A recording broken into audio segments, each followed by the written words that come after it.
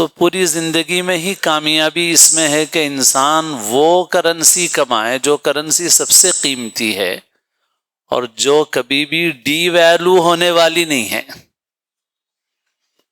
باقی دنیا کی ہر کرنسی ڈی ویلو ہونے والی ہے، ہر کرنسی ڈی ویلو دنیا میں بھی ہوتی ہے۔ دنیا میں ملکوں میں انقلاب آتے ہیں تو کرنسیوں کی قیمت ختم ہو جاتی ہے۔ رشیا ٹوٹ گیا تو وہاں کی کرنسی کو جلا کر کے لوگوں نے چائے بنائی، کیونکہ اس کی کوئی قیمت ہی نہیں تھی۔ لکڑی اور کاغذ دونوں ایک ہی جیسے تھے تو جلا کے چائے بنائی، کوئی ویلو ہی نہیں تھی۔ قیامت کے بازار میں بھی وہ ساری کرنسیاں جو آج ویلو رکھتی ہیں وہ ڈی ویلو ہو جائیں گی۔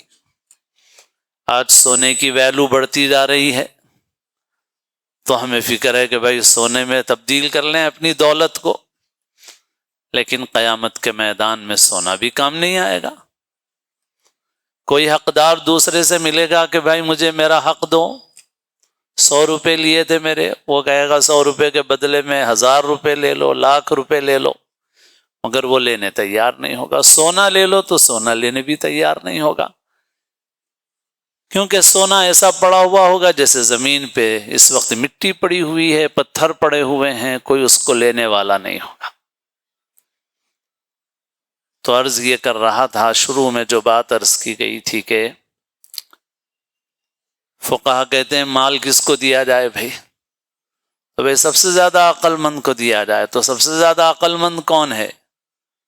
روپیہ کمانے والے سے ریال کمانے والا عقل مند ہے، ریال کمانے والے سے ڈالر بنانے والا عقل مند ہے۔ تو ایسے ہی سب سے زیادہ عقل مند وہ ہے جو زندگی کے اس سرمایے سے نیکیاں بنا لے، نیکیاں کما لے۔ جو جتنی نیکیاں کمائے گا اور بچا کے لے جائے گا، کیونکہ ایک ہے کمانا اور ایک ہے اس کی حفاظت کرنا، بچانا۔ دنیا کے اعتبار سے بھی ہم میں سے بہت سے لوگ ہیں بہت کماتے ہیں مگر بچاتے کچھ بھی نہیں۔ کچھ لوگ ہیں جو بچا کے رکھتے ہیں تو بہت مالدار رہتے ہیں۔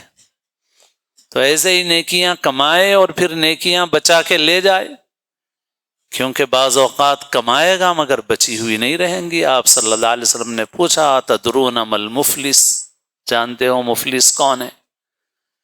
لوگوں نے عرض کیا ہمارے درمیان مفلس وہ ہے جس کے پاس سونا نہ ہو، سامان نہ ہو، من لا درہم لہ ولا متاع۔ آپ نے فرمایا کہ میری امت کا مفلس وہ ہے جو قیامت کے دن نیکیوں کے پہاڑ لے کے آئے گا، مگر اس حال میں آئے گا کہ دوسروں کے حقوق مارے تھے، کسی کو پیٹ دیا، کسی کو گالی دے دی، کسی پر الزام لگا دیا، تہمت لگا دی،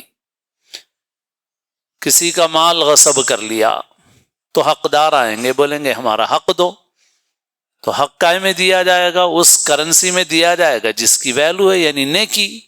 تو نیکیاں ختم ہو جائیں گی، پھر اس کے پاس نیکیاں باقی نہیں رہیں گی، گناہوں کا بوجھ رہے گا اور جہنم کا حکم ہو جائے گا اس کے۔